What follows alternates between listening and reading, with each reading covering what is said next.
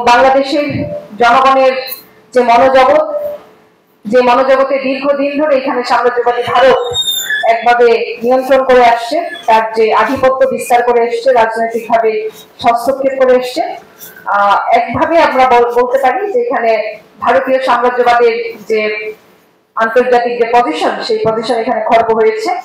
বাংলাদেশে রাজনৈতিক ভাবে তার যে আধিপত্য, সেই আধিপত্য চূর্ণ হয়েছে।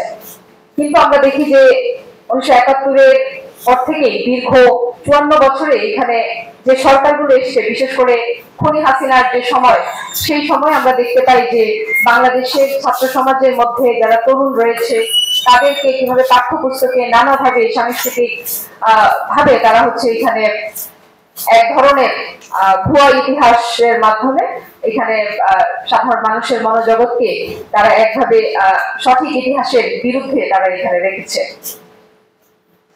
আমরা দেখি যে গত 16 বছরে যেভাবে এখানে খনি হাসিনা বিনা ভোটে বা ভোট ডাকাতি করে, জালিয়াতি করে, কিংবা জনগণের রাজনৈতিক স্বাধীনতাকে কেড়ে নিয়ে তারা যেভাবে এখানে ফ্যাসিবাদ কায়েম করেছে, একই সাথে এখানে যারা শিল্পী, সাহিত্যিক, বুদ্ধিজীবী রয়েছেন, সাংবাদিক যারা রয়েছেন, এই ধরনের যারা পেশাজীবী মানুষ বা শিল্পী সাহিত্যিক বিশেষ করে, তাদের একটা অংশকে এখানে দালাল হিসেবে পরিণত করেছে।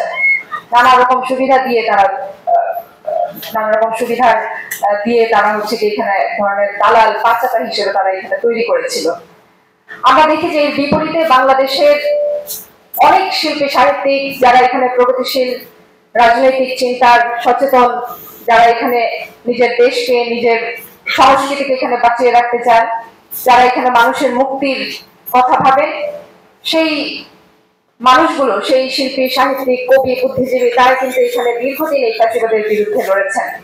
বাংলাদেশ লেখক শিবির এমন একটি সংগঠন, যে সংগঠন দীর্ঘদিন ধরে এখানে ফ্যাসিবাদের বিরুদ্ধে লড়েছেন।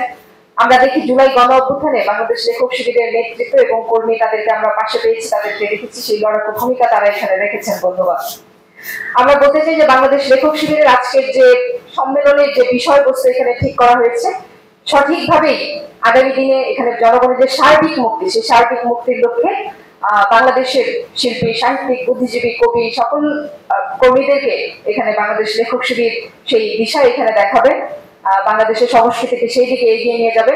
এবং আরেকটি বিষয় বলতে চাই যে বাংলাদেশের দীর্ঘদিন ধরে আওয়ামী লীগ ফ্যাসিবাদ যে ন্যারেটিভ এখানে তৈরি করেছিল, এর বিরুদ্ধে আজকের দিনে বাংলাদেশ লেখক শিবিরকে কাজ করতে হবে। এই ন্যারেটিভকে ভেঙে দিয়ে শ্রমিক শ্রেণীর রাজনীতি বিকাশের যে সংগ্রাম, সেই সংগ্রাম গড়ে তোলার জন্য বাংলাদেশ লেখক শিবিরকে আরো বেশি অগ্রসর ভূমিকা আজকের দিনে পালন করতে হবে। এবং আমরা বাংলাদেশ ছাত্র ফেডারেশন দীর্ঘদিন ধরে এই কাজ করে আসছে, আপনারা জানেন। আগামী দিনে আমরা দেখেছি যে জুলাই গণ অভ্যুত্থানে এখানে বিশেষত ছাত্ররা প্রথমে কোটা সংস্কার আন্দোলনের মাধ্যমে আন্দোলন শুরু করে, কিন্তু পরবর্তীতে বাংলাদেশের সমগ্র জনগণ এখানে এই হাসিনার ফ্যাসিবাদের বিরুদ্ধে, খুনের বিরুদ্ধে, হত্যার বিরুদ্ধে, তার এতদিনের এই রেজিমের বিরুদ্ধে কিন্তু রুখে দাঁড়িয়েছে, জীবন দিয়ে প্রতিহত করেছে। তো সেই ধারাবাহিকতায় আগামী দিনে যাতে করে এখানে শ্রমিকরা এই রাজনৈতিক গণ অভ্যুত্থানে আসলে সামনের সারিতে অগ্রসর হয়ে আসে, সেই ক্ষেত্রে যা যা ভূমিকা এখানে রাখা দরকার, আমি মনে করি সাংস্কৃতিকভাবে সেই আন্দোলনটা এখানে গড়ে তোলার কাজ বাংলাদেশ লেখক শিবির করবে। আজকের যে সম্মেলন, এই সম্মেলনের সাফল্যতা কামনা করি।